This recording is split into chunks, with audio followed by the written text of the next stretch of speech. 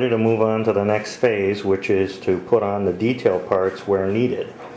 Okay, and I have my reference pictures that I printed off the Burlington Northern Photo Archive website that I will use.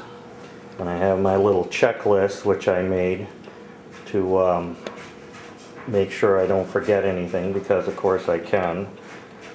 So I use this, and as I do them I check them off. Okay, so 8180, which is there. I have to move the horn to the engineer side on the rear, down by the Q fans. 722 or 7222. That one, I've got to move the horn to the rear on the engineer side by the Q fans. 8130, I basically do no horn movement, but I'll put on the dome beacons and the plows and the MU hoses. Now they come with plows from Athearn, but I'm not really crazy about them, so I replace them. It's 8129, the horn goes to the rear on the conductor side by the Q fans.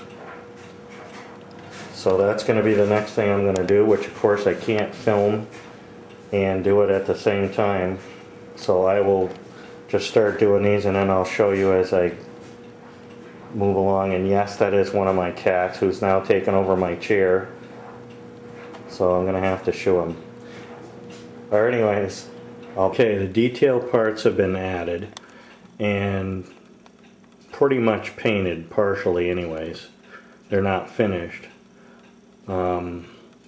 I changed those crummy couplers that came on there and put Katie's couplers on there. I've changed the plows. The Athearn plows aren't bad, but I prefer these. So I put these Detail West plows on, and they've got a first coat of paint on them. The ditch lights are on, but not finished. The dome beacon, the antennas, the horns have been moved and painted.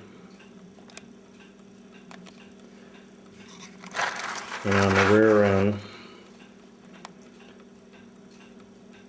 I put the drop step on and the electrical connection.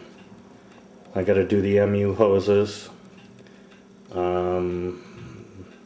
These are got to dry a bit first, so I'm going to move on to the next step. And what this next step is basically what I call rusting the trucks. And really all it is taking some of this flow quill rust and basically just dry brushing it over the truck surface so it hits all the high spots and leaves black in the lower spots. I think it adds depth to it, it adds a little realism, and I can't really show it how you do it and hold the camera at the same time, so I'm going to set the camera down and do one, and then I'll start the film back up. Okay, I don't know how well this is going to come out on film, if you can see it or not, but this side is done.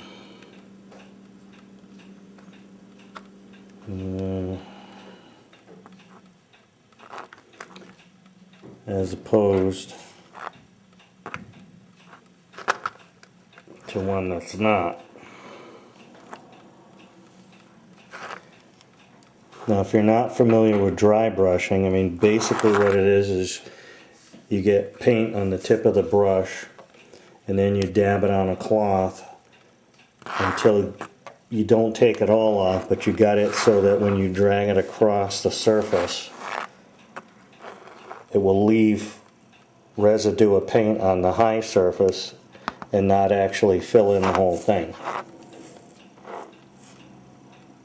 So again, it's hard for me to tell if this is actually coming out well on film, but that's what I do, and Now I'm going to continue on the other side and then do the other 3 locomotives. Okay, that part's done.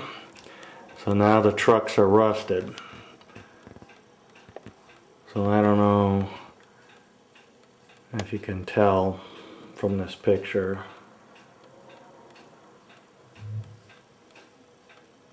But yeah. Alright, anyway, so the next thing I'm going to do is get the fuel tanks back on. So I've been working on those separately, so now I'm going to put them back on.